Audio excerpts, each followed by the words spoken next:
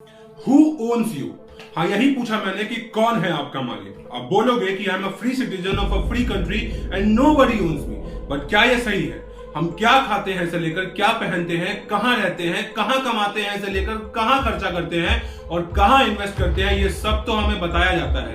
ये सारी information slowly and subconsciously हमें फीड की जाती है। हमारे व्यूज, ओपिनियंस, हमारी रियलिटी, ये सब कुछ हमारा नहीं है, हम इसके स्यूडो ओनर्स हैं।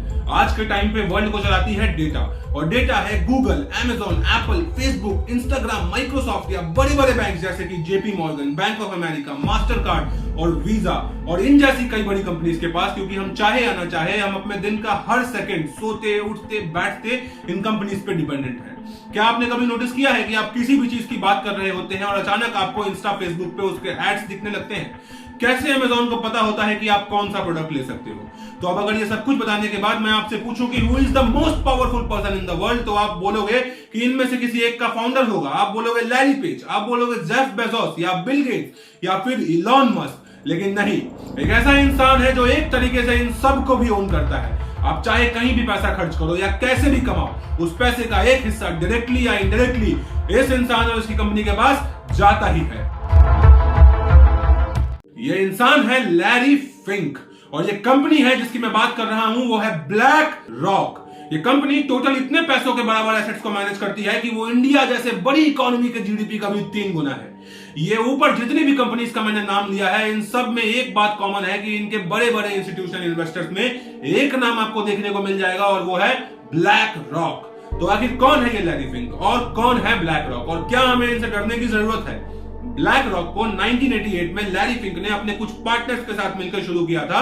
इनका एक गोल था कि कॉर्पोरेशंस और इन्वेस्टमेंट्स को एसेट मैनेजमेंट सर्विसेज प्रोवाइड करना, ताकि वो अपने इन्वेस्टमेंट्स और रिस्क को मैनेज कर सके।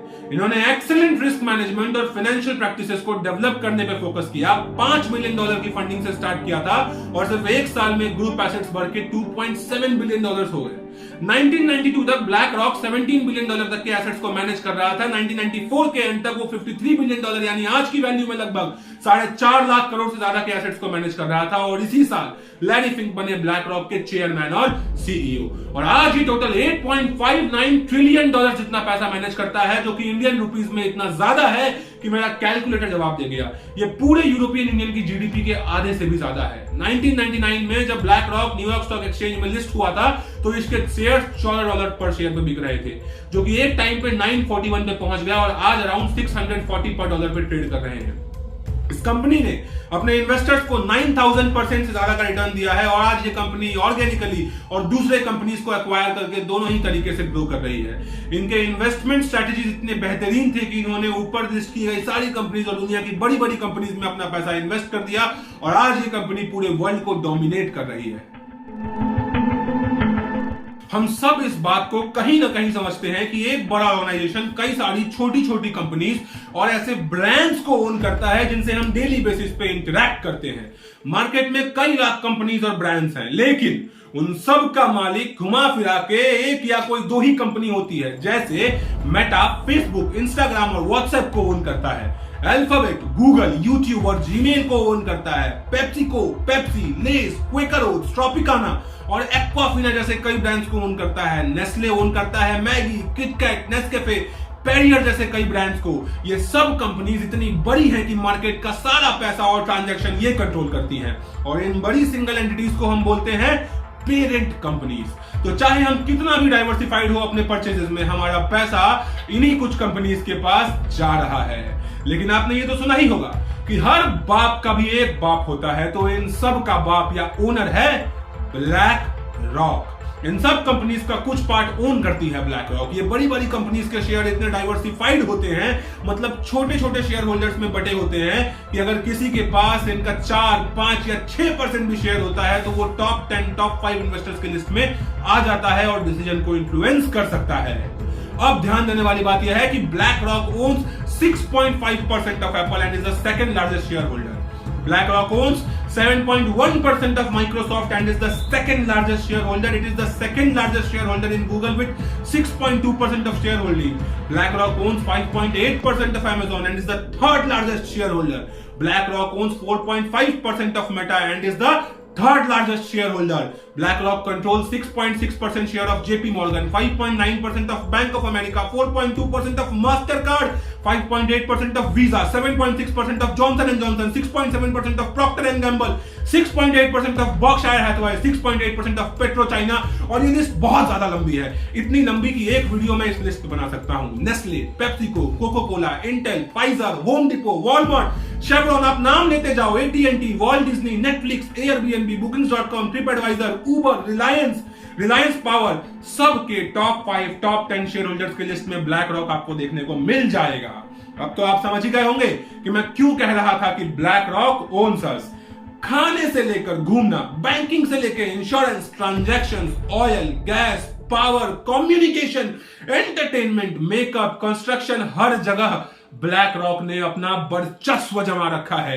ये इतना बड़ा है कि यूएस गवर्नमेंट को जब पैसों की जरूरत होती है, फंड्स की जरूरत होती है, तो वो भी ब्लैक रॉक के पास आती है। अब तो आप समझ गए हैं कि इतना ज्यादा कंट्रोल इस ऑर्गेनाइजेशन के पास है, तो ऑब्वियसली ये गवर्नमेंट पॉलिसीज और डिसीजन मेकिंग को भी काफी इन्फ्लुएंस करती होगी। इनफैक्ट इसको यूएस गवर्नमेंट का 4th ब्रांच भी कहा जाता है। आगे बढ़ने से पहले एक छोटी सी रिक्वेस्ट, अगर आपको ये सारी इंफॉर्मेशन अच्छी लग रही है और अगर आपको ये वीडियो इंटरेस्टिंग लग रहा है तो वीडियो को ज्यादा से ज्यादा लोगों तक शेयर कीजिए और वीडियो को लाइक कर दीजिए। अभी ये चैनल बहुत छोटा है और मुझे आपके प्यार और सपोर्ट की जरूरत है ताकि मैं और मेहनत करके आपके लिए अच्छा और इंटरेस्टिंग कंटेंट बना सकूं, क्योंकि इन सब में बहुत एफर्ट लगता है, 2-3 दिन का रिसर्च लगता है, एडिटिंग लगती है, मेहनत लगता है। तो प्लीज चैनल को सब्सक्राइब कर लीजिए अगर आपने अभी तक नहीं किया है तो, और अगर आपने सब्सक्राइब कर लिया है तो थैंक यू सो मच। आगे बढ़ते हैं। ब्लैक रॉक दुनिया का सबसे बड़ा शैडो बैंक है। ऐसा इसलिए कहा जाता है इसको क्योंकि इसके बारे में कोई नहीं जानता है। ये चुपचाप शांति से ऑपरेट करती है और उसके बाद भी इसका ऑपरेशन इतना बड़ा है, इतना ज्यादा ये एसेट मैनेज करती है, इतने बड़े बड़े कंपनीज में इसके स्टेक्स हैं कि एक तरीके से it runs the world economy. तो ये इतनी बड़ी तोप चीज के बारे में हमें आज तक क्यों नहीं पता था, हमने क्यों नहीं सुना इसके बारे में, मीडिया इसके बारे में बात क्यों नहीं करती है? ऐसा इसलिए है क्योंकि ब्लैक रॉक नहीं चाहता है मीडिया में आना, नहीं वो चाहता है हाईलाइट होना। जब बिना पब्लिसिटी के इतना बड़ा नेटवर्क चल रहा है तो फालतू कंट्रोवर्सीज क्यों झेलनी? ब्लैक रॉक फॉक्स नेटवर्क का 18%, सीबीएस का 18%, कॉमकास्ट का 13% ओन करती है और ऊपर मैंने बताया कि ये vault Disney, Netflix, Facebook, Google control करती है। तो आप खुद सोचो कि अगर ब्लैक रॉक को पब्लिसिटी ही चाहिए होती तो आज हमको हर न्यूज, हर मीडिया, हर पोस्ट और हर वीडियो में दिख रहा होता। तो वो दिखता इसलिए नहीं है क्योंकि वो दिखना नहीं चाहते हैं। जब आप इतने बड़े हो जाते हो कि दुनिया का एक हिस्सा आपके कंट्रोल में हो और आप साथ में फेमस भी हो जाओ तो कई सारी कंट्रोवर्सीज बनने लगती है, र्यूमर्स फैलते हैं, अननेसेसरी अटेंशन आता है जो कि कई बार हार्मफुल भी हो सकता है और कॉन्फ्लिक्ट्स को पैदा करता है। तो क्या हमें ब्लैक रॉक से डरने की जरूरत है? क्या हमें चिंता करनी चाहिए? जी हाँ, बिल्कुल। जब कोई एक कॉर्पोरेशन इतनी बड़ी हो जाए कि कई देशों की गवर्नमेंट्स भी उसके सामने छोटी लगने लगे और वो वर्ल्ड के इतने बड़े पार्ट को कंट्रोल करने लग जाए तो हमें डरना चाहिए। ब्लैक रॉक के सीईओ है लैरी फिंक और वो डिसीजन मेकर है। तो अब इतनी बड़ी बड़ी कंपनीज का काम धंधा एक इंसान के माइंडसेट पे डिपेंड करता है।